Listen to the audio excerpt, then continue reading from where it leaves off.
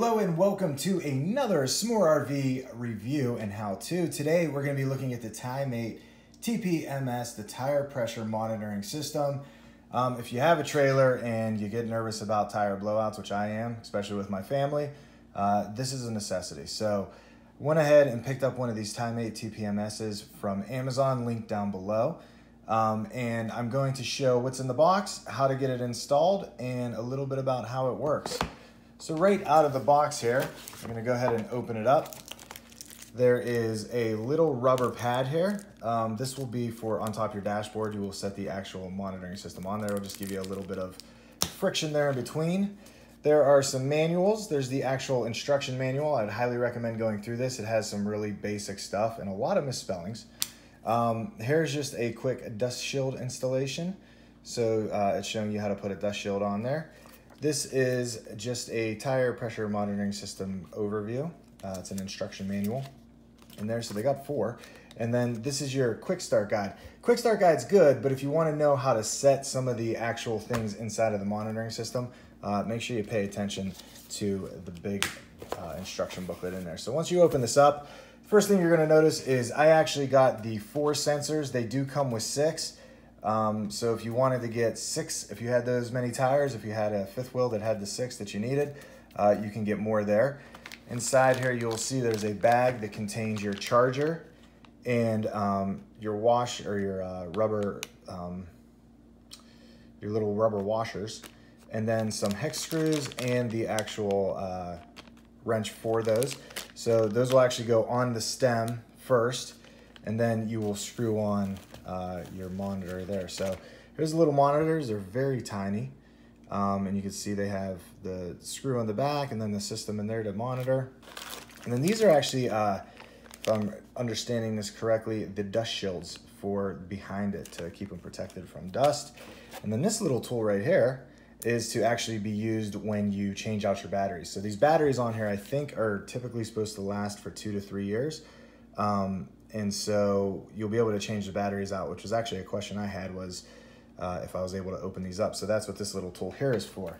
And then here's the actual monitoring system. You can see that this one uses solar, but you also have the plug on the side. So when I got this, I actually took this out and plugged it in just to see if the battery was charged. And I kept it plugged in for about 10 minutes and the battery was charged up all the way. You can see here on the indicator that the charger's there. It's showing you the tires, the PSI, and your temperature. Now, you could change this from PSI to bar or from Fahrenheit to Celsius, depending on which metric system or systems you want to use there. On top here, you have a little hard to see, but a minus button, a set button, and a plus button. So to set the actual layout of the vehicle, you would hold down the set and minus buttons at the same time, and then you'll hear a beep. And now it's in the setup mode. So you can actually just hit the plus button to go through these. And the only thing that it's doing is letting you choose those tires at the same time. So I have that set for my 4 tires there. If you wanted to just change the PSI and the Fahrenheit, you would hold down just the set button. And you see it beeps, and now PSI is blinking. So I could actually hit the plus button to change it to bar. And then when I'm ready to set that, I hit set one more time. It goes over the Fahrenheit. I could hit the plus button for Celsius. Fahrenheit, hit set, and now we're actually in the setup for each of the tires. So it's asking me what tire pressure I want for the front 2. So I could go ahead and set this. I'm going to set this up to 80 because that's what our camper is set to.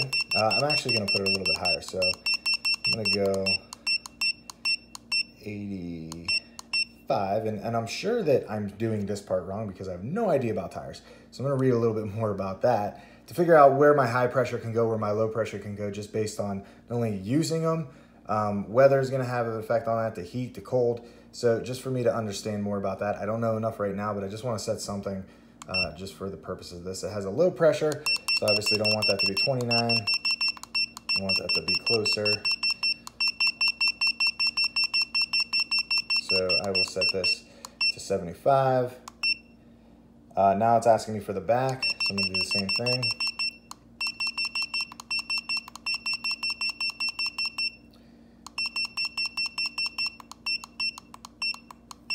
And I know a lot of you are probably watching this going, you are way off on your numbers, and I will figure that out. A lot of good forums out there to help with that. No shortage of opinions though. So 75. And then there's also the availability for a spare tire. I don't have that, so I'm not going to do anything with that. And now this is the, I think, temperature that it's asking for. So I have no idea on the temperature, so I'm going to leave that right where it's at. And now we're out of that. So to just get out of the set out mode, I think I just hold in set again. And there we are, so we're back to the main screen. Now, to charge this, if this went completely dead, if you're not gonna leave it in the sun, it takes about 2.5 hours to charge using the side charger. The solar will run automatically and naturally. It will not start monitoring your tires until you're moving over 20 miles per hour. And I think it mentioned in there it could be 5 minutes until it actually has your reading. But I read online, there is a delay as to how the reading goes back and forth. So it's not instant. So if you start to get low tire pressure, it's actually probably after the fact of when it actually started. So just a note to keep in mind. Other things that I'm going to be looking at, I obviously have the Jayco 32 BHDS. So that's a 37-foot trailer. My tires are located in the middle towards the rear. And then I have a 3500 HD Chevy with the extended bed. So I have a little bit of distance between the tires and where this is going to be kept. So I'm curious to see if this even reaches. It should, because this is specifically made for trailers, and to see how that works. So I'm going to go ahead and show how to put these actually out on the tires.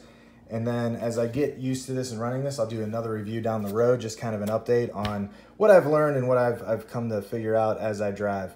I don't think I'm missing much on this. Nope. So that is this part. So here we are outside on the tires. I'm actually just going to show you one tire, but know that this is the same process for all four. And according to my quick start guide, first thing you're going to want to do is take your cap off. I have green tips here because these are actually nitrogen filled tires. Not sure the difference. You know, nitrogen, they say, lasts a little longer, keeps the pressure a little bit longer. I have not had the opportunity to actually do anything with that, to kind of be able to judge that, because I've only had the camper for a couple weeks now. So inside my little bag here, you can see I got my rubber gaskets. I think these are actually replaceable. These are the replacements for inside of the actual monitoring system. So those will not be used right now, but they're there as extras in case you need them. So I'm going to open this tiny little bag. Try not to drop anything, which I'm pretty known for. And so the first thing we're going to want to do is go ahead and screw on this little washer here. So we're going to screw that on to the end, but it doesn't matter because the thread inside of here is not that deep, as you can see. So it's only going to go so far. So you can also see, I'm going to get two here to give you an idea. They have different labels on them. So one says RR for right rear tire, and one says RF for right front. So I'm on the right side of my trailer. I'm going to go ahead and put this on the RF since I'm in the front. Start to thread that on. You heard some air leak out there. I'm just going to tighten that as far as it'll go without over tightening it. And then I'm going to take my wrench and counterclockwise tighten this out. Get it started there.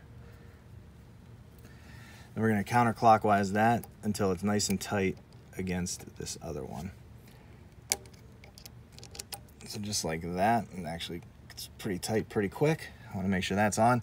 So the other test that you would want to do here is get a spray bottle with some soap in it. Just a little bit of Dawn would work, and spray this and see if you see any bubbles coming out. That's going to let you know if there's any leaks in any of your tires. So highly recommend doing that as well.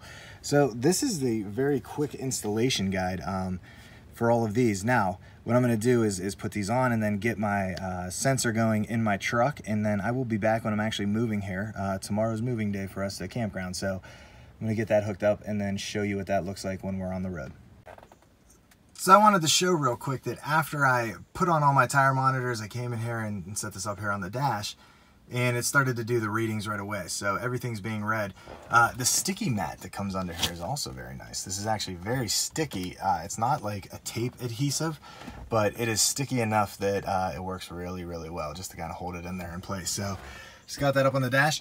The distance on this too, how far will you be able to read? Obviously I'm in a longer vehicle and the tires are where they are. I walked all the way to the end of my driveway, which you can see up there, and this was still reading. So it has some distance to it. I'm not worried about it at all now, which is a good concern when I was buying it, whether or not it was actually going to reach out there. So we'll see how it does while we're driving and what kind of monitoring we get.